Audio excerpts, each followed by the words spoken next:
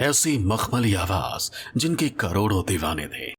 प्यार का गीत है, दिल तो है दिल का एतबार। इतने सधे हुए सुर कि मानो मां सरस्वती खुद सामने हो।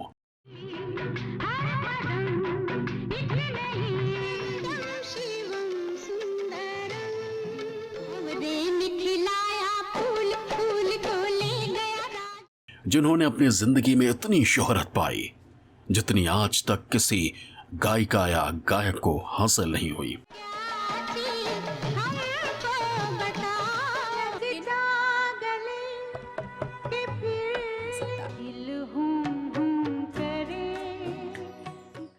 क्या आपको पता है कि इन्होंने गायकी के साथ साथ फिल्मों में अभिनय भी किया है? अच्छी खासी जिंदगी होने के बावजूद भी क्यों इन्हें नहीं मिला तो ऐसा जीवन साथी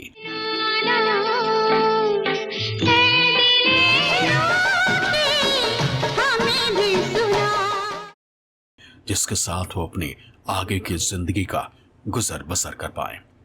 इतनी सफल गायिका होने के बाद भी आखिर ये गायिका क्यों ताउम्र अकेली ही रही?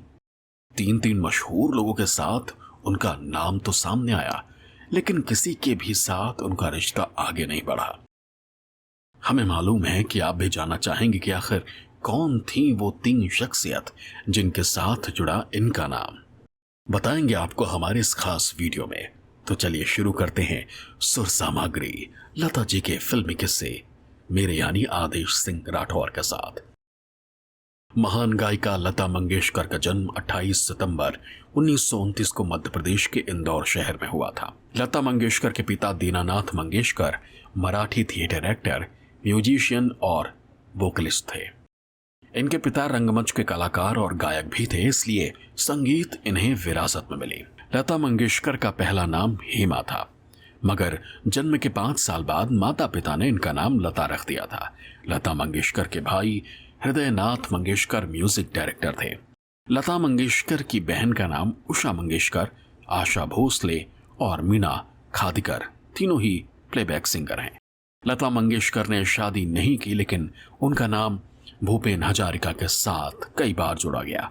उन्हें भारतीय सिनेमा की महानतम गायिकाओं में से एक माना जाता है और उन्हें 2001 में भारत का सर्वोच्च नागरिक सम्मान भारत रत्न से सम्मानित किया गया था। 1974 में लता मंगेशकर का नाम Guinness book of world record में सबसे अधिक गाने गाने वाली गायिका के रूप में दर्ज हो चुका है। लता मंगेशकर ने कई भारतीय भाषाओं में 30,000 से अधिक गाने गाए।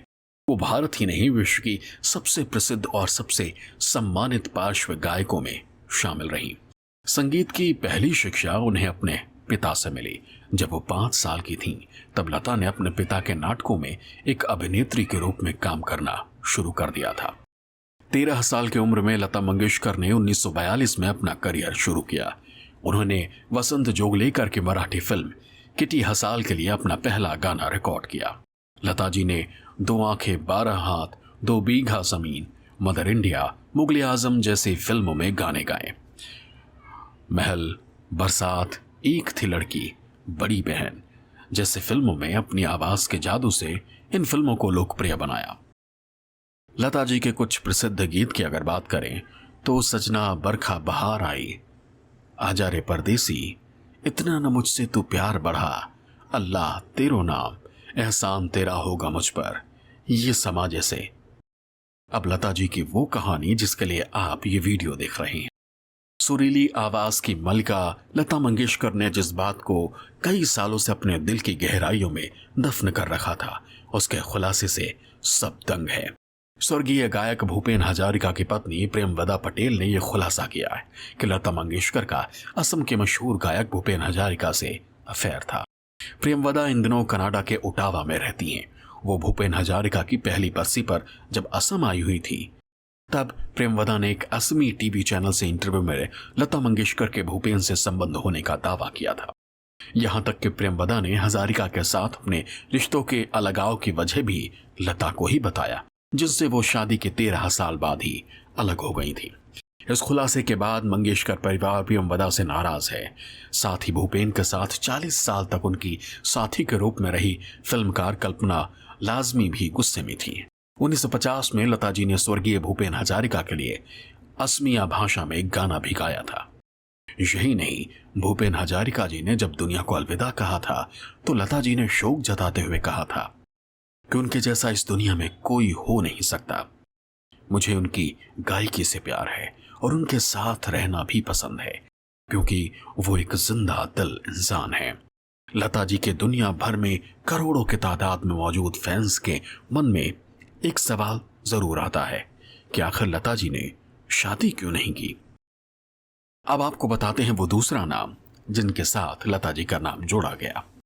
कई फिल्मी मैगजीन्स और कई न्यूज़पेपर्स में ये खबर सुर्खियों में रही थी।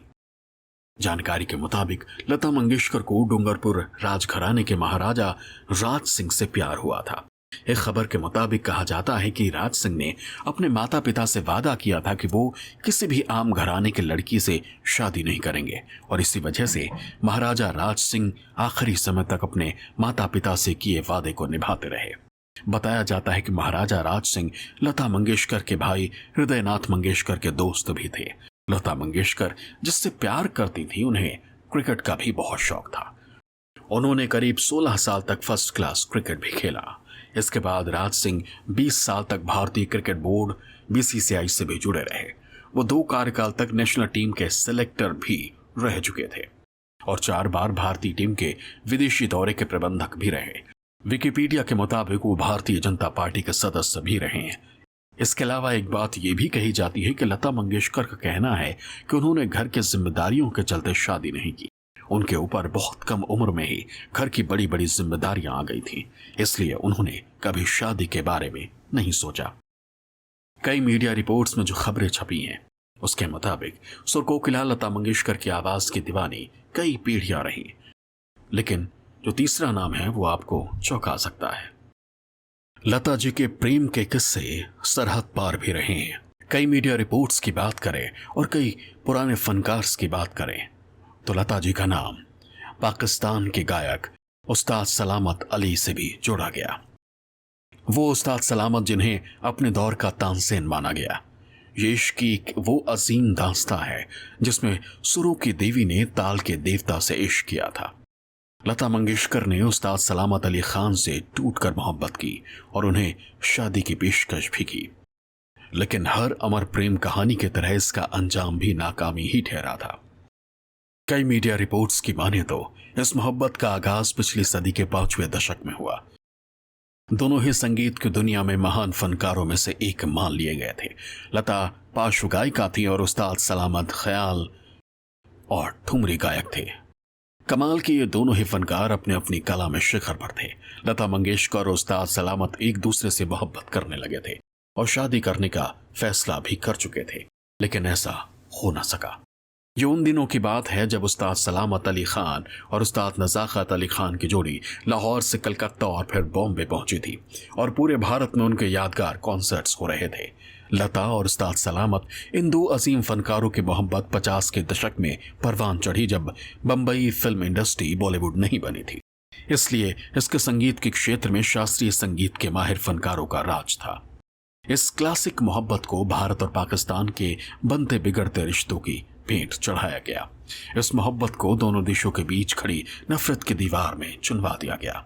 उस्ताद सलामत के पोते गायक शुजात अली खान चंद साल पहले जब मुंबई में थे तब उनकी मुलाकात लता जी और आशा भोसले से हुई। उन्हीं के शब्दों में उन्होंने जो कहा वो मैं आपको बता रहा हूं। उन्होंने कहा, दोनों इतने प्यार से मिली कि यूं लगा जैसे मैं उनका भी पोता हूं।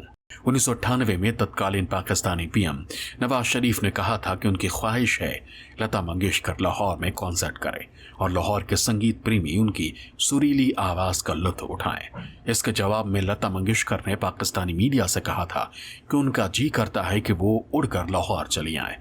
इस इंटरव्यू में ही लता ने यह राज खोला था कि उस्ताद सलामत अली खान ने वादा किया था कि वो उन्हें लाहौर ले जाएंगे, लेकिन उन्होंने अपना वादा पूरा नहीं किया।